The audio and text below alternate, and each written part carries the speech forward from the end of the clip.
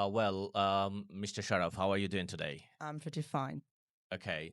I taught you lots of things. Among them, I would like to know the aspirated sounds that I taught you in the classroom. Could you please tell me something more about aspirated sounds? Okay, of course. Aspirated sounds is actually a demand for a language. It's a part of English language.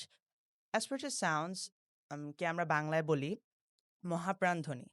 আমাদের বাংলা ভাষায় কিছু ধ্বনি আছে যেগুলা হালকা না উচ্চারণ করে একটু হয় বেশি প্রাণ বা বেশি বাতাস বা বেশি জোর দিয়ে উচ্চারণ করা হয়।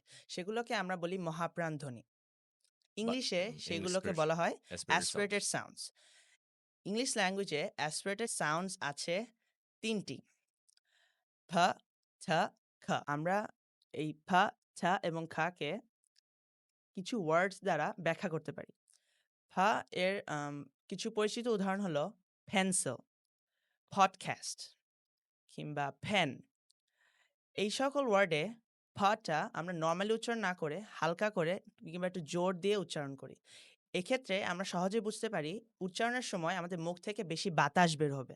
এটা একটা সহজ বুঝার ব্যাপার যে উপায় যেটা দিয়ে আমরা বুঝতে পারি যে আমার ওয়ার্ডটা কি ঠিক করে উচ্চারণ হচ্ছে কিনা। ফ এর পরে আমরা দেখতে পারি থ। এটা হচ্ছে ঠি এর উচ্চারণ। থ। এর কিছু পরিচিত উদাহরণ হতে পারে ট্রাক, টিচার, Time, টাইম কিংবা table, টেবল। এই সকল ওয়ার্ডে ঠি এর উচ্চারণ ফি এর মতো হালকা এবং মুখ থেকে বেশি বাতাস বের হবে। After pa and ta, we are going to see the sound ka. Ka সাউন্ডটা ইংলিশ অ্যালফাবেটে ৩টা লেটারকে রিপ্রেজেন্ট করতে পারে। নরমাল লেটার K, তারপরে C, and lastly Q. আমরা ৩টি দিয়ে কিছু উদাহরণ দেখতে চাই। খা দিয়ে উচ্চারণ হতে পারে kite. The kite word comes with the letter K. After that, we can see car. The sound is same, but the letter is different. And then we can see queen or queen bee. These three words have the same sound at the first, but have different letters at the first. So we cannot actually identify a sound of a word by the letter, but we should see the sound first. Before pronouncing the word, we should see the sound or the IPA of the word so we can pronounce it with perfect precision. got it. I got it. Thank you very much. তার মানে হলো pronunciation depend করে না লেটারের উপরে, but letter depends করে হলো pronunciation এর উপরে।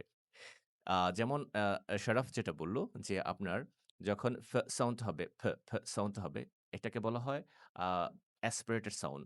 When a puff of air will come from your mouth suddenly, then it will actually aspirate. Okay? এটাকে Yes. aspirated sound বলে মুহাপ্রাণ ধ্বনি বলা হয়। ফ ট খ ফ ট খ। ওকে? তো খুব সুন্দর করে বলেছ। Thank you very much. আমি আশা করছি যে যারা দর্শক আছেন তারা বুঝতে পেরেছেন। আমরা ক্লাসে এভাবে ফান করে শিখি এবং আমরা চেষ্টা করি যে প্রত্যেকটা ক্লাসে যেন স্টুডেন্টরা বুঝে। সুতরাং আশা করছি যে নেক্সট টাইম আপনার টার্ম হবে যে আপনিও এই অ্যাসপিরেটেড সাউন্ড শিখে আপনার ইংলিশ প্রোনাউন্সিয়েশনকে নেক্সট লেভেলে নিয়ে যাবেন ইনশাআল্লাহ।